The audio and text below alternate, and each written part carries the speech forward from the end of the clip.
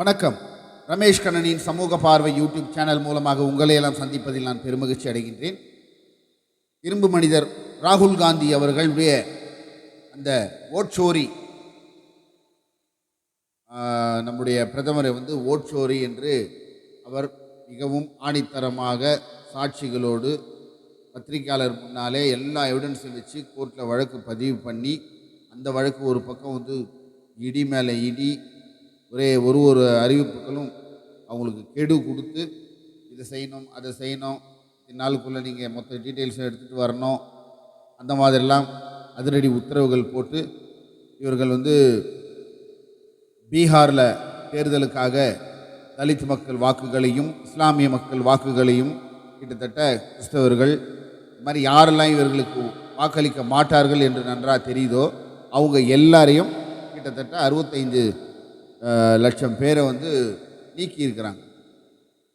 இவங்களுக்கெல்லாம் ஓட்டு கிடையாதுன்னு சொல்லி அதை இவங்கெல்லாம் இறந்தவர்களாகவும் வாக்களிக்க தகுதியில் அற்றவர்களாகவும் இந்த மாதிரி இவ்வளோ பேரை சதித்திட்டம் தீட்டி இவங்களெல்லாம் அப்புறப்படுத்திட்டோம்னா ஈஸியாக ஜெயிச்சிடலான்னு சொல்லி தேர்தல் ஆணையமும் நம்ம பாஜகவும் கூட்டு சதி செஞ்சு எல்லாம் பண்ணியிருக்காங்க. இதை எல்லாத்தையும் அம்பலப்படுத்திட்டார் ராகுல்.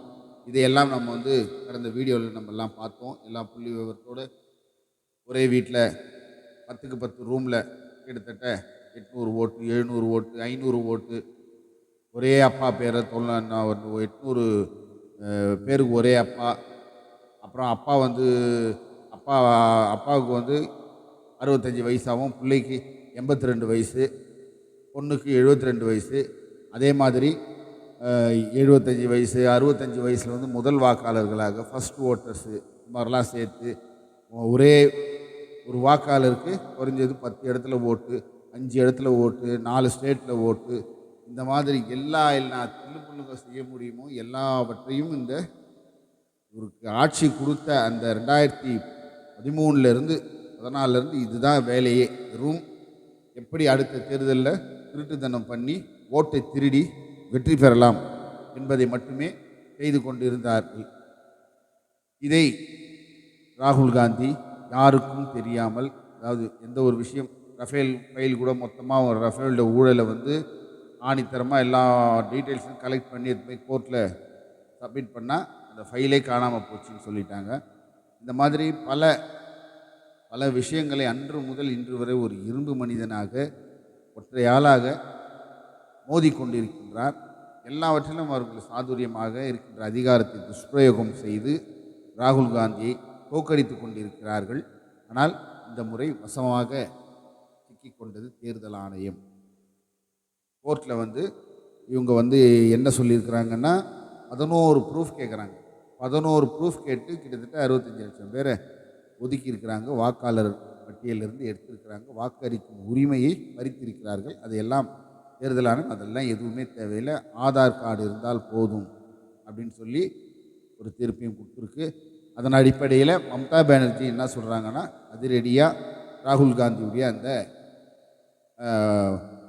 ஓட் அதிகார் யாத்ராவுக்கு கலந்து கொண்டு, ஸ்டாலின் அவர்கள் போய் கலந்து கொண்டு அங்கே பீகாரில் மிகப்பெரிய பிரளயத்தையே உண்டாக்கினார். அதே மாதிரி மம்தா பானர்ஜி வரமாட்டாங்க சொல்லியிருந்தாங்க. கடைசியில் அவர் நம்ம கிரிக்கெட் பிளேயரை அனுப்பிச்சிருக்காங்க. முக்கியமான அவங்க கட்சியில் முக்கியமான ஆட்களை எல்லாம் அனுப்பி அந்த யாத்திரையை சிறப்பு செய்தார்கள்.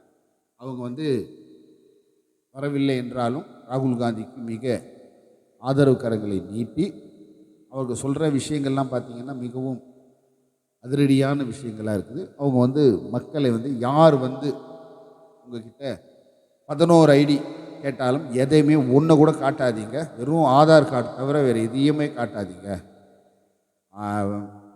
நீதிமன்றம் ஆதார் கார்டு ஏற்றுக்கொள்ளப்படும் சொல்லியாச்சு, அது காட்டினா போதும்னு சொல்லியாச்சு. அதனால் நீங்கள் அதை தவிர்த்து இவர்களுக்கு எதையுமே காட்டாதீர்கள்னு சொல்லி அதிரடியாக சொல்லியிருக்காங்க. இரண்டாவது, இப்போது அந்த இடத்துல இந்த அதிகாரம் அமித்ஷா கிட்ட தான் உள்துறை இருக்குது.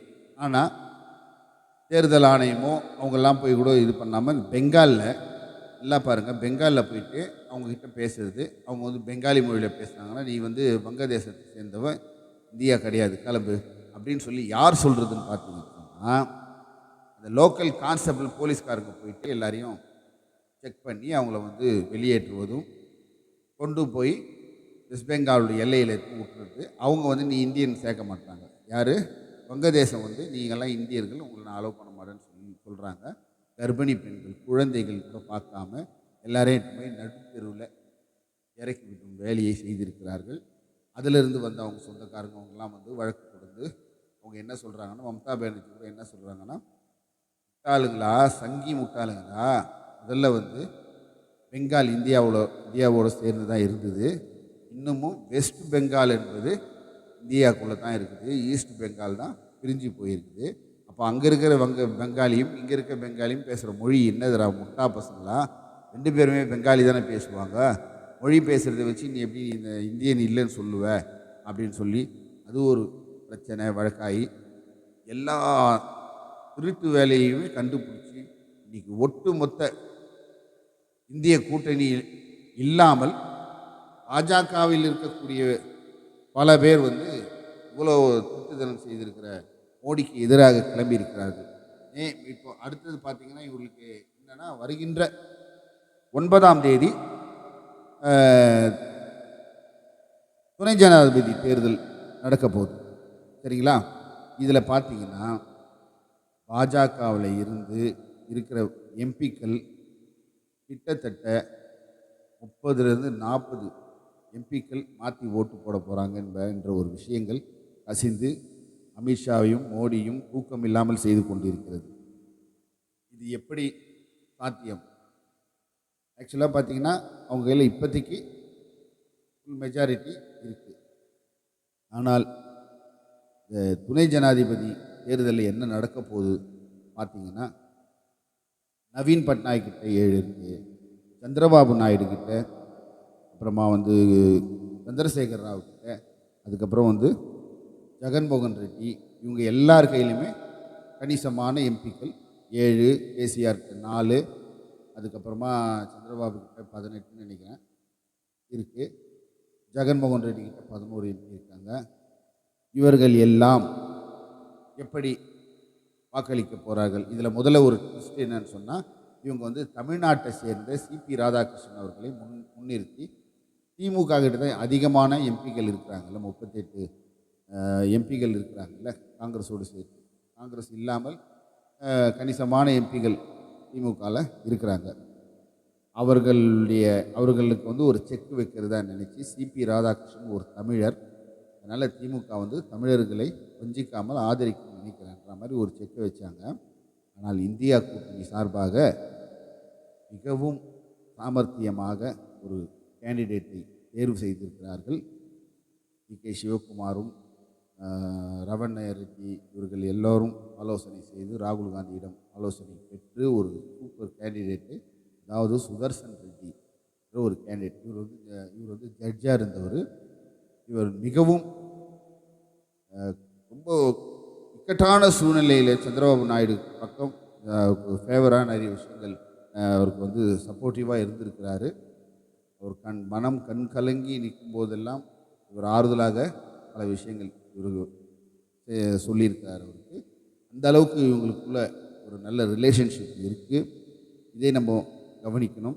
அதே மாதிரி பார்த்திங்கன்னா சந்திரசேகர் ராவ் தான் அவங்க வந்து பிஜேபியோட அணியில் இருந்தாலும் அவர்கள்லாம் வந்து இப்போ எப்படி நம்ம எடப்பாடி பொருந்தா கூட்டணியாக வேறு வழியே இல்லாமல் பயத்தின் காரணமாக கட்சியை கலைச்சிடுவாங்களோ, நம்மளை சிறைக்கு தள்ளிடுவாங்களோ, மீடியை விட்டு எதனா பண்ணிடுவாங்கன்ற பயத்தின் காரணமாக ஒரு பாஜகவோடு ஒரு பொருந்தா கூட்டணி வச்சுருக்க மாதிரி தான் இவர்கள் எல்லோருமே சிக்கி கொண்டு இருக்கிறார்கள். அதில் வந்து சந்திரசேகர் ராவ் அவர் வந்து அவருடைய மகள் இதே மாதிரி எப்படி நம்ம அரவிந்த் கெஜ்ரிவால் அவர் மேலே ஒரு வீண் பழியை போட்டு சாராய ஊழல் அப்படி இப்படின்னு சொல்லி அரெஸ்ட் பண்ணாங்களே, அதே மாதிரி ஒரு கேஸை வந்து சந்திரசேகர் ராவுடைய மகள் மீது போட்டு பயங்கரமான பிரச்சனையெல்லாம் பண்ணி அதை அவரை கம்பல் பண்ண வச்சு அவர் வந்து பிஜேபியோட கூட்டணி வச்சு கடைசியில் மக்களுடைய செல்வாக்கை இழந்து அங்கே அவருடைய ஆட்சி போய் ஒரு வழியானாங்க. இப்போ எல்லாருமே வந்து ரிவெஞ்ச் எடுக்கக்கூடிய இடத்துல வந்து நிற்கிறாங்க. சரி, ரிவெஞ்ச் எடுத்து ஒரு வேலை சுதர்சன் ரெட்டியார் அவங்களால ஜெயிக்கவே முடியல அப்படின்னு சொன்னாலும் கூட இப்படிப்பட்ட ஒரு நேர்மையான ஒரு கேண்டிடேட்டை அங்கே போய் உட்கார வச்சோம்னாலே சங்கிகளுடைய ஆட்டங்கள்லாம் டோட்டலாக அடங்கிடும். ஆனால் அதை செய்ய முடியவில்லை என்றாலும் கிட்டத்தட்ட இந்த மாதிரி அவர்களுடைய எம்பியே மாற்றி வாக்களித்து ஒரு ஓரளவுக்கு ஈக்குவலாக வந்து தோத்தாருனா கூட இந்த ஆட்சி கலைக்கப்படும். அடுத்த நிமிஷமே என்ன செய்வாங்கன்னா நம்பிக்கையில்லா தீர்மானம் கொண்டு வருவாங்க. ஏன்னா உங்கள் எம்பிக்களே மாற்றி போட்டிருக்கும்போது உங்கள் ஆட்சி மேலே அவங்களுக்கே நம்பிக்கை இல்லை, எங்களுக்கும் நம்பிக்கை இல்லைன்னு சொல்லி நோ கான்ஃபிடென்ட் மோஷன் எடுத்துகிட்டு வந்தாங்கன்னா இமீடியட்டாக பாஜகவுடைய ஆட்சி அகற்றப்படும். ரெண்டாவது, சந்திரபாபு நாயுடு ஆசோலேஷனில் தான் இருக்கார்.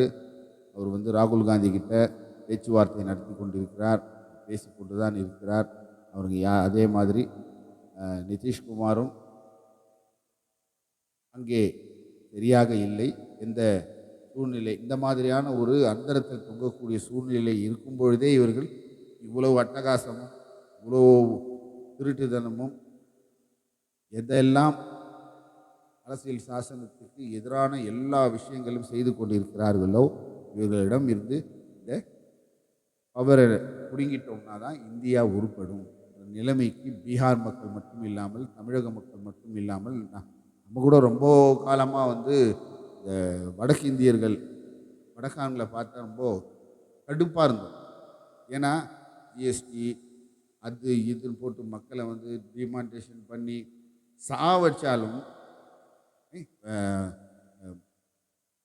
ரூடாயிலுடைய விலை வந்து அவ்வளோ கீழே போனாலும் நம்மளுக்கு 100 ரூபாய்க்கு மேலே தான் பெட்ரோல் கொடுத்துருந்தாங்க. கொரோனா காலத்தில் கூட எந்த ஒரு ரிலீஃபும் கொடுக்கல. அந்த இன்ஜெக்ஷனை கூட வந்து காசு கொடுத்துட்டு இருந்தாங்க. இந்த மாதிரி கேடு கெட்ட எந்த ஒரு இந்தியா முழுவதும் திடீர்னு அறிவித்து எத்தனையோ பேர் ட்ரெயின் முன்னால் போயிட்டு வாழவே முடியாமல் நடந்து நடந்து நடந்து போய் இதுக்கு மேலே வாழ வழியே இல்லைன்னு சொல்லி ஒரு இன்ஜின் வருது, அது இன்ஜின் முன்னால் பாஞ்சு எவ்வளோ பேர் இறந்தாங்க, எவ்வளோ பேர் சிலிண்டர் இல்லாமல் கல்கட்டாவிலையும் அங்கேயும் நார்த் இந்தியா ஃபுல்லாக அல்லோலப்பட்டுது. அப்படி இருந்தாலும் இந்த ஜனங்க வந்து ஓட்டு போடுறதுக்கு இந்த சங்கிங்க எப்போ திருந்துவாங்க அப்படின்னு சொல்லி நம்ம வட இந்தியர்களை நம்ம சாடிக்கொண்டு இருந்தோம்ல. ஆனால் இப்போ வந்து நம்மளே வந்து அவங்ககிட்ட இந்த மாதிரிலாம் உங்களெல்லாம் தப்பாக நினச்சிட்டோம், மன்னிச்சுக்குங்க அப்படின்னு சொல்லக்கூடிய இடத்துக்கு நம்மளே வந்திருக்கோம். ஏன்னா அவங்க ஓட்டு போடல. அவங்க யாருமே வந்து கடந்த தேர்தலையும் அதுக்கு முன்னால் தேர்தலையும் கூட அவர் தோக்கடிச்சிருக்கிறாங்க. ஆனால் இவிஎம் மூலமாகவும் மக்களுக்கிட்ட இந்த மாதிரி வாக்குகளை திருட்டு வேலைகளை செய்து மோடி அவர்கள் வெற்றி பெற்றிருக்கிறார்கள் என்பது இப்போ தெளிவாக ஆன பிறகு ராகுல் காந்தி அதை எல்லாத்தையும் மக்களிடையே புட்டு வைத்து எல்லோருக்கும் புரிய வைத்தது பிறகு வடக்கிந்திய மக்கள் நம்மளை போல ஓரளவுக்கு நம்மளை போல தான் அவங்களும் வந்து சிந்திச்சிருக்கிறாங்க.